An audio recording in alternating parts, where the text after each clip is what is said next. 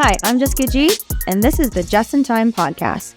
If you're struggling today, I want you to know this podcast is here for you, but it's not a substitute for professional help.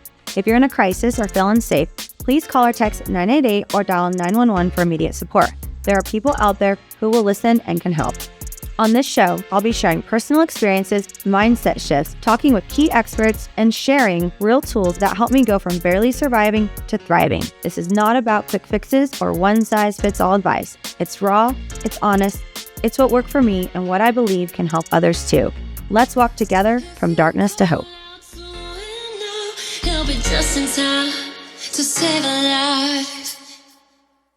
Hi everybody, welcome back to Just in Time. I'm here solo today, and I have written something. This was on my heart, and I wanted to share it with you. The name of this podcast is going to be Why I'm Grateful I Didn't Kill Myself.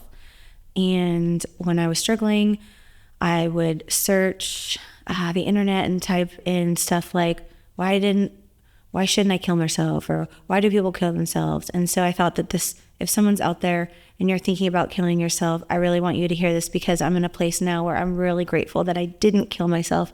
And I think a lot of people you don't hear that enough. You don't hear people say, God, I'm so grateful that I didn't kill myself. I know it's edgy, I know it's strong, but here's what I wrote. Today I want to talk about gratitude, but not the kind people casually throw at you when you're drowning, not the just be grateful advice that can feel dismissive when you're in deep pain. I want to talk about why I'm grateful I didn't kill myself. And that brings me to a moment when I was in crisis, and people are like, just be grateful. Gratitude is the ultimate state of receivership, which is true. But when you're in a crisis, it's really, really hard to feel grateful, because you just want to die. Gratitude is hard when you're suffering. It's hard when you feel rejected by your family, dismissed, or thrown away like you didn't matter. It's hard when suicide has touched your family in multiple ways.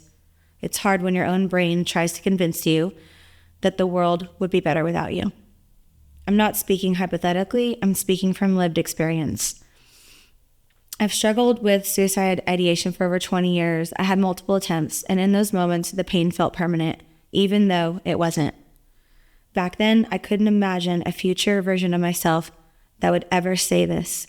Today, I can stand here and honestly say, I'm so grateful I didn't kill myself.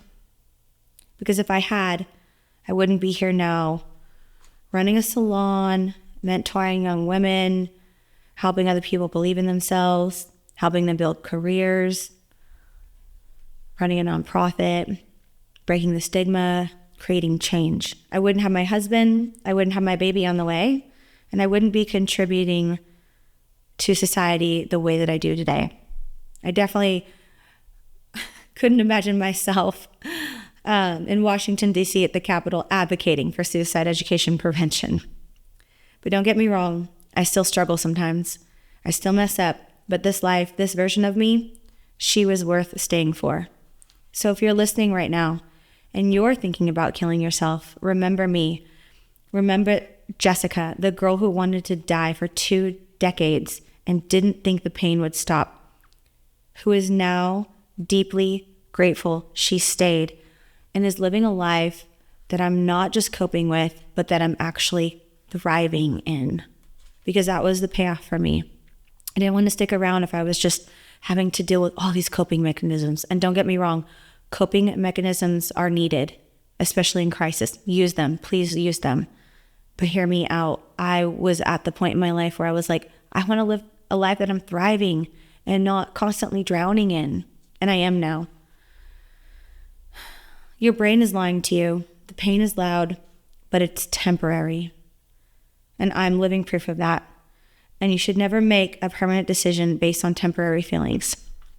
I tried everything, therapy, counseling, psychiatry, doctors, but I didn't give up, even when it took multiple attempts to find what worked. What ultimately helped me was learning how to reprogram my brain through meditation, intentional practice, and neuroplasticity. For those of you that that maybe this is the only podcast that you've listened to in our show, I did Dr. Joe Dispenza's intensive and progressive workshop. Then I flew to Germany and did his advanced. Then this is not geared towards suicide at all. But this is what helped me reprogram my brain, overcome depression, get me out of survival mode, and start living a life that I created from the future and not from the past. And it was much needed, along with all of the counseling and the therapy and certain medications that I took to get to that point. So if you're out there and you're struggling, don't just stop everything and, try to reprogram your brain. Just integrate it. That's all I'm saying. Integrate it. Because there is a way out. There is a way out. And this was the way out for me. And this is why I opened up the nonprofit, to tell everybody this. After losing my dad and brother, it took me about 90 days before I could even smile again without feeling guilty. Healing wasn't instant, but it was possible. And let me tell you, when I say healing wasn't instant, it took really hard work. It took discipline. It took commitment. It took consistency. It took getting up every day and not letting my feet touch the ground until I told myself I was going to have a good day. Even if I didn't believe it, I told myself that. So it was kind of like fake it till you make it, until you rewire and reprogram that part of your brain. If you've lost someone to suicide and you're struggling, recovery is possible for you too. There is a way out. You just have to keep searching for what's right for you. You don't want to die. You want the pain to stop. And there is another way. Stick with me here on this earth. Your life has value, even if you can't see it yet. I hope that this resonated with somebody out there that is thinking about suicide. I hope that this touched somebody's heart, and I really want you to believe the words that I say, because I never thought there would come a day where I would be sitting here today saying, I'm so grateful that I didn't kill myself. If this episode resonated with you, please follow, or share this. This podcast is part of justintimetosavealife.org. You can go to our website if you would like to get more information and support us. Thank you so much. If you're struggling, remember, how you think is how you feel. If your feelings feel heavy, start by shifting the thought. You're not stuck. Your brain can change. So can your story. I'm Jessica G. This is the Just in Time podcast, and I'll see you next time. Until then, keep going. Never give up. And remember, the world is better with you in it, whether you believe it or not. To help reach others, please share this with your friends, family, and don't forget to subscribe, and donate.